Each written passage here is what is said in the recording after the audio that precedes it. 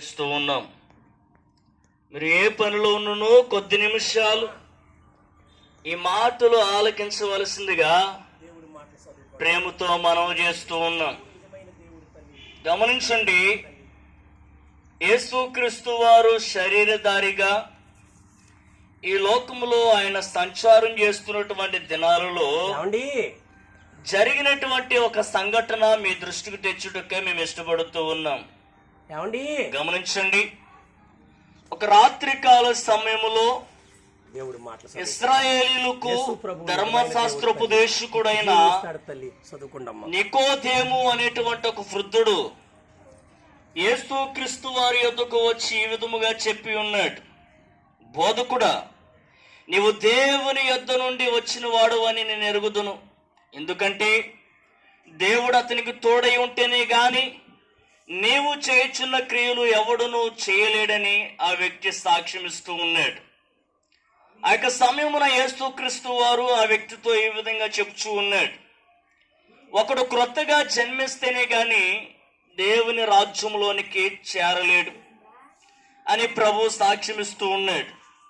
ఆ సమయమున మరి నికోదేము అడుగుచూ ఉన్నాడు, వృద్ధుడైనటువంటి వ్యక్తి మరలా ఎలాగూ జన్మించగలడు, మరలా రెండవసారి తల్లి గర్భములో ఎలాగూ ప్రవేశించగలడని అడుగుచూ ఉన్నాడు.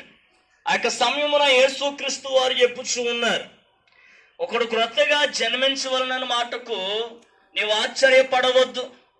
గాలి తనకిష్టమైన చోటు నుండి విసురును గాని నీవు దాని యొక్క శబ్దము మాత్రం విందువు గాని అది ఎక్కడి నుంచి వచ్చునో మరలా ఎక్కడికి విడిపోతూ ఉన్నదో నీకు తెలియదు. అదే విధముగా క్రొత్తగా జన్మించినటువంటి వ్యక్తి కూడా ఆ విధముగానే ఉన్నాడు. అవును ప్రియులారా, ఒక వ్యక్తి నీటి మూలముగాను ఆత్మ మూలముగాను జన్మించాలి అని ప్రభు సాక్ష్యమిస్తూ ఉన్నాడు. ప్రియులారా, మనం ఆలోచన చేసినట్లయితే మరి ప్రకృతి సంబంధమైనటువంటి ఈ శరీర మూలముగా మన తల్లి గర్భము గుండా జన్మించినటువంటి ఈ యొక్క జన్మ అనేది దేవుని రాజ్యంలోనికి చేరటానికి సరిపోదు అని మన ఆధ్యాత్మికంగా నీటి మూలముగాను ఆత్మ మూలముగాను జన్మించాలని ప్రభు సాక్ష్యమిస్తూ ఉన్నాడు. నీటి మూలముగా జన్మించడం అనగా నీరు దేవుని వాక్యానికి సాదృశ్యమని ప్రభువు చెప్పుచూ ఉన్నాడు. అనగా మన వాక్యము ద్వారా కడగబడి జన్మించాలి. ఆత్మూలముగా జన్మించడం అనగా మన దేవుని ఆత్మలో జన్మించాలి.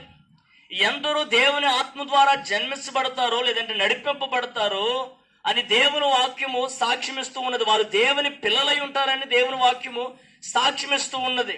అవును ప్రియులారా, ప్రతి ఒక్క మానవుడు జన్మమును బట్టి కర్మమును బట్టి మొదలగు వాటి ద్వారా పాపి అని దేవుని పరిశుద్ధ గ్రంథమైన బైబిల్ సాక్ష్యమిస్తూ ఉన్నది. కాబట్టి మన పాపముల కొరకు ప్రభువు అని యేసుక్రీస్తు వారు కలువరి శిలువలో ఆయన మరణించాడని మన హృదయమునందు విశ్వసించి ప్రభువును మనం సొంత రక్షకునిగా అంగీకరించినట్లయితే, మన పాపములను ఒప్పుకొని మన నీటి ద్వారా మరి బాప్తీసం పొంది ప్రభువును విశ్వసించినట్లయితే మనం నూతనముగా జన్మిస్తున్నామని దేవుని పరిశుద్ధ గ్రంథమైన బైబిల్ సాక్ష్యమిస్తూ ఉన్నది. అవును ప్రియులారా, మన దేవుని రాజ్యము మన కొరకు ఆయన సిద్ధం చేసి ఉన్నాడు. కాబట్టి ఆ దేవుని రాజ్యంలోనికి మనం ప్రవేశించాలంటే నూతనముగా జన్మించాలి. మన తల్లి గర్భము గుండా జన్మించినటువంటి జన్మ అనేది దేవుని రాజ్యములోనికి చేరడానికి సరిపోదు అని మరి బైబిల్ గ్రంథం హెచ్చరిస్తూ ఉన్నది.